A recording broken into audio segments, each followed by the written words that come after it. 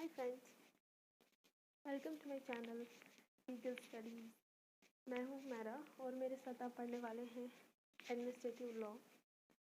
हमारी इस वीडियो में हम पढ़ेंगे एडमिनिस्ट्रेटिव लॉ के मीनिंग, नेचर और स्कोप के बारे में, ठीक है। और अगले लेक्चर में हम कंप्लीट करेंगे ग्रोथ ऑफ एडमिनिस्ट्रेटिव लॉ, ठीक है।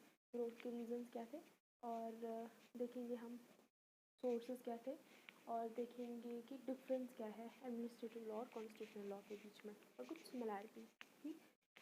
तो चलिए स्टार्ट करते हैं। लेकिन स्टार्ट करने से पहले मेरी आपसे रिक्वेस्ट है कि अगर आपको मेरा वीडियो पसंद आता है और चाहते हैं कि मैं आपके लिए और ऐसी वीडियोस बनाऊं तो प्लीज़ मेरी चैनल को लाइक, सब्सक्राइब और शेयर कर दीजिएगा। तो चलिए स्टार्ट करते हैं। पहले स्टार्ट करते हैं हम मीनिंग से, ठीक है। देखिए, आपको ये पढ़ते ही समझ में आ जाएगा, फिर भी मैं आपके लिए थोड़ा सा एक्सप्लेन कर दूँगी। Meaning of administrative law. It is the body of law that governs the administration. ये एक ऐसी बॉडी होती है लॉ के, एक ऐसा इंस्टीट्यूशन होता है जो एडमिनिस्ट्रेशन को गवर्न करता है, ठीक है। इसको रेगुलेट करता है। अब एडमिनिस्ट्रेशन की कुछ एजेंसीज भी होंगी, कुछ अथॉरिटीज़ होंगी जो एडमिनिस्ट्रेशन को चला रही होंगी, उनको भी गवर्न करता है, ठीक है। उन्हें रेगुलेट भी करता है। It regulates the government agency. It is considered as branch of public law. इसे पब्लिक लॉ का एक ब्रांच माना जाता है और इसे रेगुलेटरी लॉ भी कहा जाता है, ठीक है। It regulates the relationship between citizens and state. ये सिटीजन और स्टेट के बीच की रिलेशनशिप को रेगुलेट करता है। कैसे? इसमें आ जाता है एक्सरसाइज ऑफ स्टेट पावर, कि वो देखते हैं स्टेट कहीं अपने पावर को मिसयूज़ तो नहीं कर रही, वो किस तरीके से अपने पावर को यूज़ कर रही है, उस तरीके से वो स्टेट के और सिटीज़न के रिलेशनशिप को रेगुलेट करती है। ये एक्सपेंड हुआ था 20th सेंचुरी में, जब लेजिस्लेटिव बॉडीज़ ने वर्ल्ड वाइड अपनी बहुत सारी एजेंसीज़ बनाई थी। वो उन्होंने इसलिए बनाई ताकि वो गवर्नमेंट इकोनॉमिक और पॉलिटिकल अफेयर्स को रेगुलेट कर सके, ठीक है। It expanded greatly during 20th century as legislative bodies world wide created more government agencies to regulate the social, economic and political affair. Clear है? उसके बाद it is not a codified law. ये एक codified law नहीं है, it is जज made law. ये जज मेड लॉ है, ये कोडिफाइड नहीं है। इसमें ये जो जजमेंट लॉ है, यहाँ पे आपको ये दिखाई नहीं दे रहा होगा, बट ये जजमेंट है, ठीक है। तो जो टाइम के साथ साथ इवॉल्व होता है, रिवॉल्व नहीं, इवॉल्व होता है। इवॉल्व मतलब कि ये टाइम के साथ साथ चेंज हो जाता है, क्योंकि जजमेंट लॉ है तो जजेस की जजमेंट जो होती है वो अकॉर्डिंग टू सिचुएशंस चेंज हो जाती है। तो इसी तरीके से एडमिनिस्ट्रेटिव लॉ भी अकॉर्डिंग टू सिचुएशंस टाइम के साथ चेंज हो जाता है। It deals with powers and mechanism of authorities or agencies to protect right of citizen and give them remedies to the aggrieved parties when those powers are misused, ठीक। तो ये powers और mechanism के साथ deal करता है authorities और agencies के, ये राइट्स को प्रोटेक्ट करता है सिटीजन्स के और उन्हें रेमेडीज़ देता है, ठीक। जो पावर्स होते हैं और मैकेनिज्म यानी कि प्रोसीजर होता है अथॉरिटीज़ या एजेंसीज़ का, ये उनके साथ डील करता है। और उसके अलावा क्या करता है कि राइट्स जो होते हैं सिटीज़न के, उनको बचाता है। उनको किस चीज़ से बचाता है कि जो अब अथॉरिटीज़ अपने पावर्स को एक्सरसाइज कर रही है या अपने फंक्शंस को एक्सरसाइज कर रही है, उस वजह से अगर कोई सिटीज़न अफेक्ट होता है, किसी सिटीज़न के राइट्स अफेक्ट होते हैं, तो उसके साथ भी डील करता है। और अगर वो सिटीज़न अफेक्ट हुआ है तो उसे ये रेमेडीज़ भी प्रोवाइड करता है, ठीक है। उसे रेमेडीज़ प्रोवाइड करता है। उसके बाद डेफिनेशंस।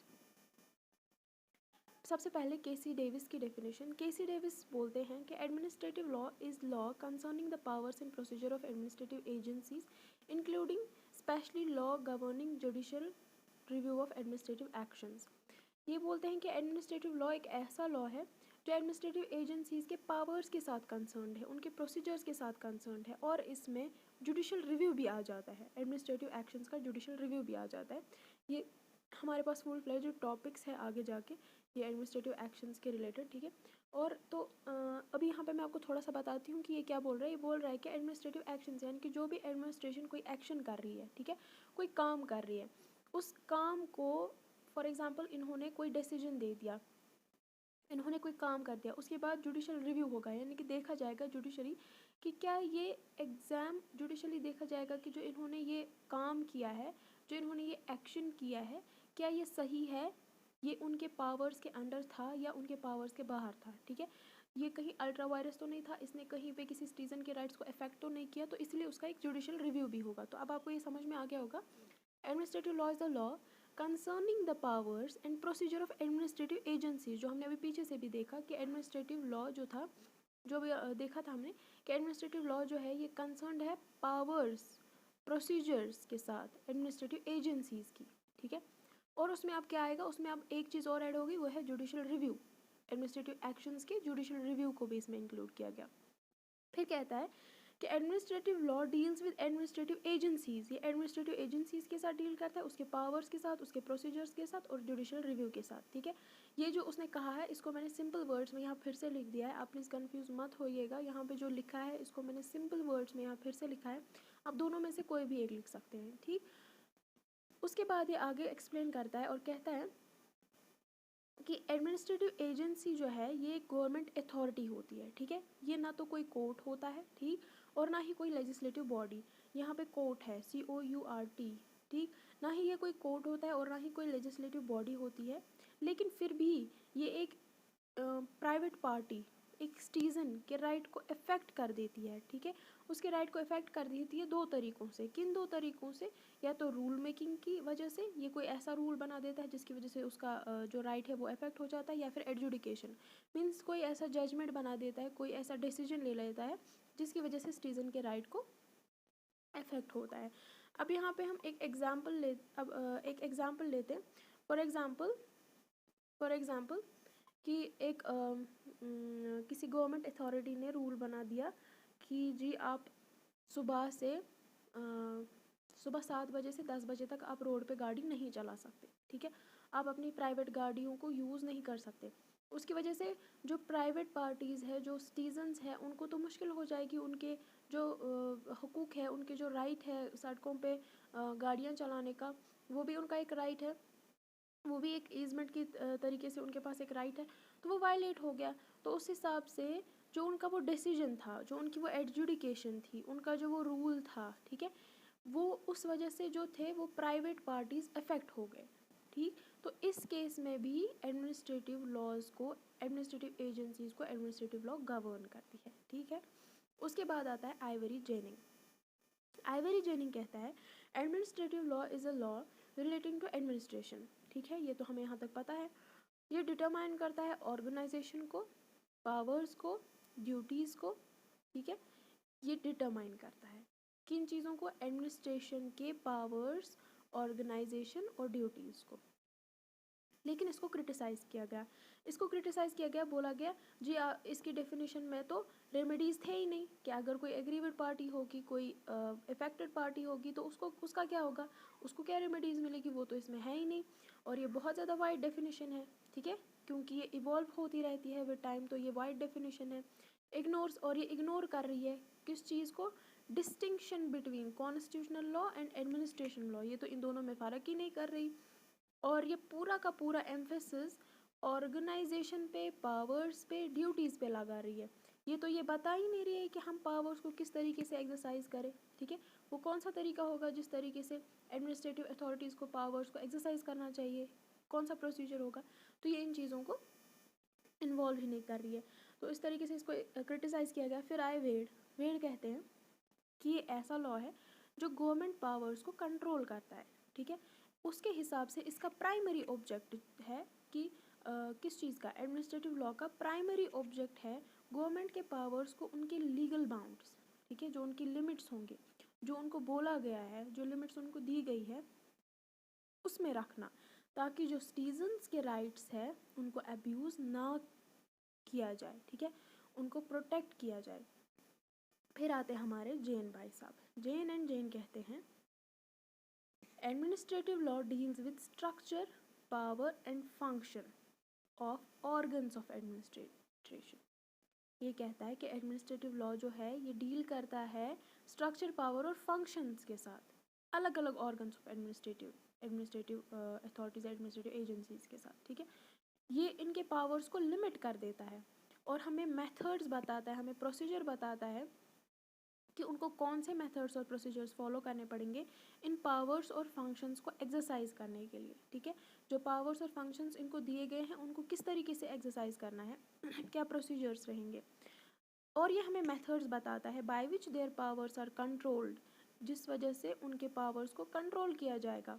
और लीगल रेमेडीज़ भी बताता है कि एग्रीविड पार्टीज़ को कौन सी लीगल रेमेडीज़ देंगे। ठीक है, तो मतलब हमारे जो जेन हैं, जेन एंड जेन, इसने एक पूरी अच्छी तरीके से एडमिनिस्ट्रेटिव लॉ को अपनी डेफिनेशन में लाया है। इसने बोला ये हमें एडमिनिस्ट्रेशन के बारे में बोलता है, ये हमें उसके स्ट्रक्चर के बारे में बोलता है, उसके फंक्शन के बारे में बोलता है, पावर्स के बारे में बोलता है, फिर मेथड्स और प्रोसीजर्स भी देता है कि कैसे इन पावर्स को यूज़ किया जाए, कैसे इन पावर्स को एक्सरसाइज किया जाए, फंक्शन किया जाए। ठीक है, फिर हमें ये मेथड भी बताता है कि इनको कैसे कंट्रोल किया जाए और इसकी रेमेडीज़ क्या है, अगर इसकी वजह से कोई इफ़ेक्ट होता है तो उसके पास उसके कंट्रोल्स क्या है, उसके पास रेमेडीज़ क्या है, सॉरी।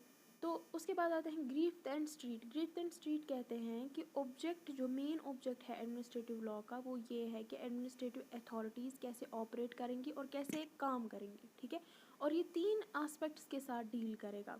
वो क्या होंगी कि इनको कौन से पावर्स यूज़ करने चाहिए। ठीक है, एडमिनिस्ट्रेटिव अथॉरिटीज़ को, एडमिनिस्ट्रेशन को कौन से पावर्स यूज़ करने चाहिए और उन पावर्स की लिमिट्स क्या होंगी और किन तरीक़ों से उन पावर्स को लिमिट्स में लाया जाएगा, उन लिमिट्स में रखा जाएगा। उसके बाद आता है Indian law institution. Indian law institution कहता है हमारे पास ये जो ग्रीफ एंड स्ट्रीट की जो डेफिनेशन है, ये अच्छी डेफिनेशन है कि एडमिनिस्ट्रेशन को क्या पावर्स यूज़ करने हैं, उन पावर्स की लिमिट क्या होगी, कैसे हम उनको लिमिट्स में रख सकते हैं। लेकिन इसमें 2 और एस्पेक्ट्स होने चाहिए ताकि ये एडमिनिस्ट्रेटिव लॉ का जो अभी का प्रेजेंट आइडिया है वो कंप्लीट हो। ठीक है, तो वो 2 एस्पेक्ट्स क्या है कि बताइए, हमें प्रोसीजर भी पता होनी चाहिए कि वो कौन से प्रोसीजर है जो एडमिनिस्ट्रेटिव लॉज को, एडमिनिस्ट्रेटिव अथॉरिटीज़ को फॉलो करने पड़ते हैं। ठीक है, ये हमें एडमिनिस्ट्रेटिव लॉ बताता है, और वो कौन सी रेमेडीज़ होती है जो एक अफेक्टेड पर्सन के पास होती है, वो भी हमें एडमिनिस्ट्रेटिव लॉ बताता है। यहाँ तक हो गई डेफिनेशन और मीनिंग। तो आगे चलते, आगे है nature and administrative law. It is a law which administers the administrative authorities, जो एडमिनिस्टर करता है एडमिनिस्ट्रेटिव अथॉरिटीज़ को। देखिए, जो हमने पीछे डेफिनेशंस में पढ़ा ये बिल्कुल वही है वापस, आप ज़रा गौर से देखिए। It is the law which administers the administrative authorities and check them for making any arbitrary decision। और उनको चेक करता रहता है, उन पर नज़र रखता है कि कोई ऐसा डिसीजन ना बनाए जो अनरीजनेबल हो, और जस्टिसेबल ना हो और फेयर ना हो। ठीक है, वो आर्बिट्रेरी डिसीजन बनाने के लिए उनको लिमिट्स, उनको रेमेडीज़ भी प्रोवाइड करेगा कि अगर उन्होंने आर्बिट्रेरी डिसीजन बनाया तो उस डिसीजन की वजह से जो पार्टी थी वो अफेक्ट हुई, उसको रेमेडीज़ भी देंगे। ये डील करता है ऑर्गेनाइजेशन, जो हमने अभी पढ़ा था, ऑर्गेनाइजेशन पावर्स, ड्यूटीज़ के साथ और प्रोसीजर्स के साथ जो उन्हें फॉलो करने होते हैं, एडमिनिस्ट्रेटिव अथॉरिटीज़ को फॉलो करने होते हैं पावर्स को एक्सरसाइज करने के लिए। ठीक है, ये लिमिट करता है एडमिनिस्ट्रेटिव पावर्स को कि उनको किस तरीके से उन पावर्स को एक्सरसाइज करना है, और रेमेडीज़ भी प्रोवाइड करता है इन फेवर ऑफ पब्लिक। ठीक है, जब उनके राइट्स को एनक्रोच किया गया हो। फिर आता है स्कोप। स्कोप भी कुछ ऐसा मानिए जो आपको पता है, अब थोड़ा सा यहाँ पर डिफाइन किया हुआ है। एडमिनिस्ट्रेटिव लॉ जजमेंट लॉ है ऑलमोस्ट। ठीक है, इसीलिए ये according to society needs change होता रहता है, लेकिन बेसिक प्रिंसिपल की गाइडेंस में चेंज होता है। इसका स्कोप बहुत वाइडर है दूसरे लॉज के कंपैरिजन में। ये डिटरमाइन करता है powers, duties and organisation of administrative authority. आपको समझ आ गया होगा, इसका स्कोप वाइडर इनफ है, बहुत ज़्यादा वाइड है। क्योंकि काफ़ी वाइड स्कोप है इसका, क्योंकि जो रिक्वायरमेंट्स होती है टाइम टू टाइम, सर्कमस्टेंसेस और सिचुएशंस के हिसाब से लोगों की, ये उसी हिसाब से नए रूल्स और रेगुलेशंस बनाता है। ठीक, तो यहाँ पे हम अपना वीडियो ख़त्म करते हैं। मैं अपना लेक्चर यहीं पे स्टॉप करूँगी। अगले वीडियो में हम अगले लेक्चर में रीजंस पढ़ेंगे, ग्रोथ के बारे में पढ़ेंगे कि कैसे ग्रो हुआ था एडमिनिस्ट्रेटिव लॉ, वो क्या रीजंस थे, और भी डिफरेंस वगैरह हम डिस्कस करेंगे।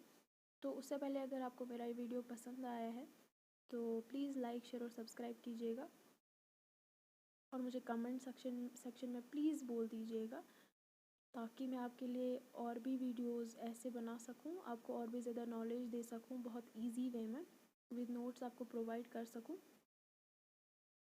Thank you.